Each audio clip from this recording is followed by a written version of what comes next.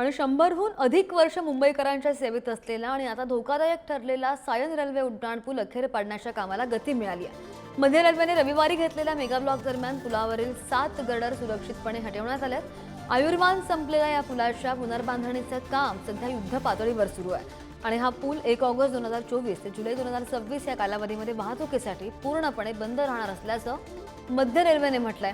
आणि याच पुलाच्या कामकाजाचा आढावा घेतलाय आमचे प्रतिनिधी पद्मेश पवार यांनी। पाहूया।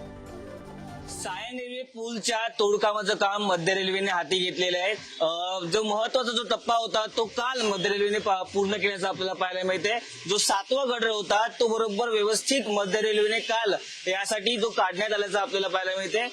काल मध्य रेल्वेने मेगा ब्लॉक घेऊन जो 7वा गडर होता तो काढण्यात आल्याचं सध्या आपल्याला माहिती मिळते। मध्य रेल्वे रविवारी CSMT ते विद्याविहार दरम्यान एक मेगा ब्लॉक घेतला होता। याच मेगा ब्लॉक दरम्यान जो 7वा गडर आहे त्याचं काम पूर्ण केल्याचं आपल्याला पाहायला मिळते। हा जो उड्डाण पूल आहे गेल्या वर्षी 1 ऑगस्ट पासून जे वाहतुकीसाठी बंद करण्यात आला होता, जे IIT असेल त्याचबरोबर मध्य रेल्वेने एक अहवाल काढला होता, त्यामध्ये हा जो रेल्वे पूल आहे तो धोकादायक असल्याचं अहवाला समोर आल्यानंतर मध्य रेल्वेने ही कारवाई केल्याचं आपल्याला पाहायला मिळते। एक खबरदारी म्हणून मागच्या वर्षीपासून हा जो पूल आहे जो ब्रिटिशकालीन पूल आहे तो तिथे जी वाहनांची त्याचबरोबर अवजड वाहनांची जी वाहतूक आहे ती बंद केलेली होती।